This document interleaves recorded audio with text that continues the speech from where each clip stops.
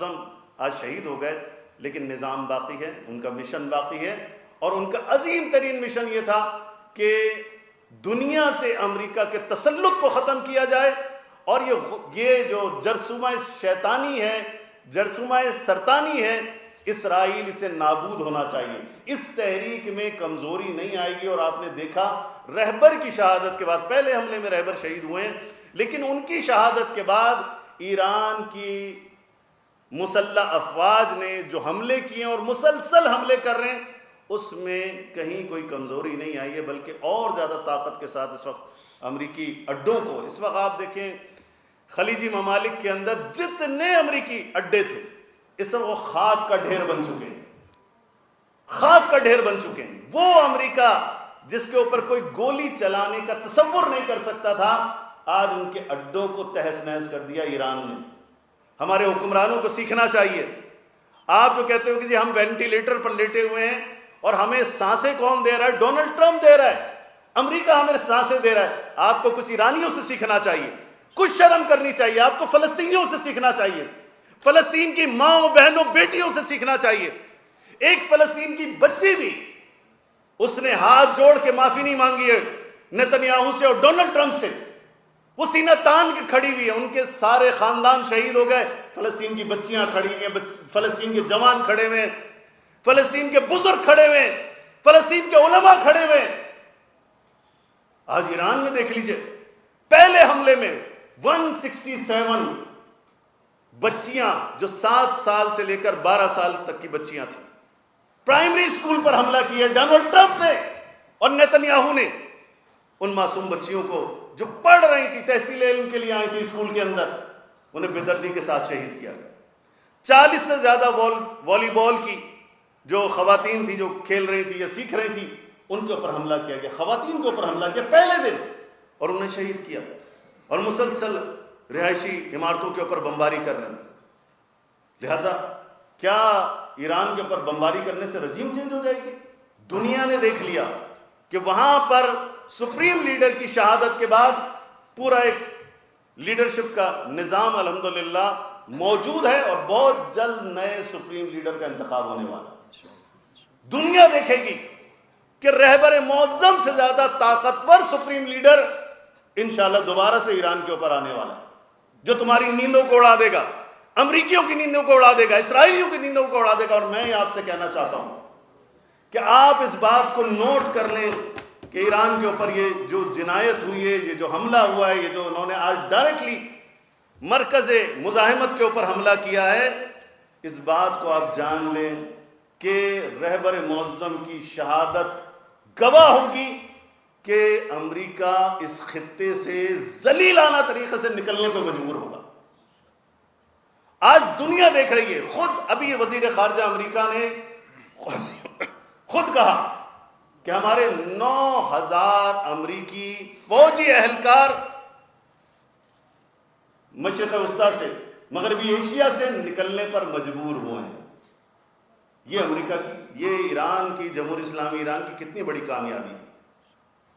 آج افسوس کے ساتھ ہمارے مسلم برادر ممالک، عرب ممالک کہ جہاں پر یہ امریکی اڈے بنائے گئے تھے، کتنے افسوس کی بات ہے، آپ اپنے ملک کی سرزمین ان جنایت کاروں کو دے رہے ہو، ان امریکیوں کو دے رہے ہو، ان صہیونیوں کو دے رہے ہو۔ اس وقت دبئی میں آپ جائیے، ہر فلائٹ کے اندر آپ کو صہیونی ملیں گے، اسرائیلی ملیں گے، دبئی ایئرپورٹ کے اوپر گھومتے ہوئے ملیں گے چھوٹی ٹوپی لگا کر۔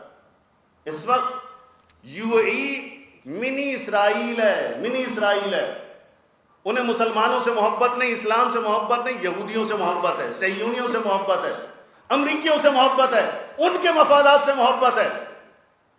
افسوس کے ساتھ آپ اپنے اڈے دیتے ہو امریکہ اور اسرائیل کو کہ وہ وہاں سے برادر ملک ایران کے اوپر حملے کریں۔ ایران نے بہت ٹالریٹ کیا، 47 ایئرز اس نے ٹالریٹ کیا، لیکن اب بس ہے، اب انتہا ہے۔ لہذا ایران نے کسی اسلامی ملک کے اوپر حملہ نہیں کیا، ایران نے امریکی اڈوں پر حملہ کیا ہے، اور ایران کو حق حاصل ہے۔ جیسے پاکستان میں پاکستانی حکومت کو افغانستان کے اندر دہشت گردوں کے ٹھکانوں پر حملہ کرنے کا حق ہے. جہاں سے میزائل آئے گا پاکستانی حکومت وہاں پر میزائل مارے گی. یہ حق پاکستان کو ہے تو ایران کو کیوں نہیں ہے؟ ایران کو بھی حق حاصل ہے کہ جہاں سے میزائل آئے گا، جہاں سے لاجسٹک سپورٹ ہوگی، جہاں سے حملے کیے جائیں گے جس ملک کے امریکی اڈے سے، وہاں پر ایران حملے کرے گا. اس کو یہ حق حاصل ہے. یہ حق بین الاقوامی قوانین کی روشنی میں بھی حاصل ہے، اور ہر انسان اس بات کو سمجھ سکتا ہے کہ جب اس پر حملہ ہوگا تو وہ اس کا رد عمل دے گا. لہٰذا میں یہ سمجھتا ہوں کہ امریکہ دنیا کا سب سے بڑا جنایت کار ہے. پاکستان کے اندر 77 ایئرس ہو گئے. پاکستان میں ہماری حکومتیں امریکہ کی کاسہ لیس رہی ہیں، امریکہ کی غلام رہی ہیں، امریکہ کی نوکری کرتی رہی ہیں. آج وینٹیلیٹر پر 77 سالوں کے بعد بنگلہ دیش کہاں پہنچ گیا، انڈیا کہاں پہنچ گیا، جو ہم سے ملک آزاد ہوئے تھے وہ کہاں سے کہاں پہنچ گئے. اور آج ہمارے شہباز شریف صاحب کہتے ہیں ہم وینٹیلیٹر پر ہیں. کس وجہ سے؟ کس وجہ سے؟ اس وجہ سے کہ ہم نے امریکہ کی غلامی کو نہیں چھوڑا. ہم سارا ڈیپینڈ امریکہ پر کرتے ہیں. ہم اپنے پاکستانی جو ماہرین ہیں ان پر اعتماد نہیں کرتے. ہمارے فیصلے اسلام آباد میں نہیں ہوتے، ہمارے فیصلے کہاں ہوتے ہیں؟ واشنگٹن میں ہوتے ہیں. ہمارے فیصلے افسوس کے ساتھ کہاں ہوتے ہیں؟ ہمارے فیصلے اب تل ابیب میں ہونے لگے ہیں. بورڈ آف پیس کا فیصلہ یہ پاکستان کی پارلیمنٹ کا فیصلہ نہیں ہے، یہ پاکستان کے سیاستدانوں کا فیصلہ نہیں ہے، یہ پاکستان کی 25 کروڑ عوام کا فیصلہ نہیں ہے. یہ فیصلہ ڈونلڈ ٹرمپ کا فیصلہ ہے، یہ نتنیاہو کا فیصلہ ہے جس کے اوپر ہمارے حکمران عمل کر رہے ہیں. لہذا پاکستان کے اندر جو رہبر معظم کی شہادت کے بعد جو کچھ ہوا، جس طرح سے ہمارے نوجوانوں کو شہید کیا گیا، یہ انتہائی ظلم ہے. ہم اس ظلم کو قبول نہیں کرتے، اور شہباز شریف اور ان کی حکومت اور حکومت سندھ ان کی مذمت کرتے ہیں کہ جنہوں نے ہمارے بے گناہ اور پرامن نہتے ہمارے جوانوں کے اوپر جو انہوں نے گولیاں برسائی ہیں. اور مجھے بتائیں کہ کس نے آپ کو حق دیا ہے کہ آپ سر میں اور سینے میں گولی ماریں؟ اگر کچھ لوگ مشتعل ہوئے ہیں تو آپ شیلنگ کرو، آپ لاٹھی چارج کرو. آپ کو گولی چلانے کا کس نے حق دیا ہے؟ سر میں گولی مارنے کا کس نے حق دیا ہے؟ سینے میں گولی مارنے کا کس نے حق دیا ہے؟ 32 سے زیادہ شہادتیں ہوئی ہیں. ایران کے بعد اس کانفلکٹ میں سب سے زیادہ شہادتیں پاکستان کے اندر ہوئی ہیں، ایران کے بعد، افسوس کے ساتھ.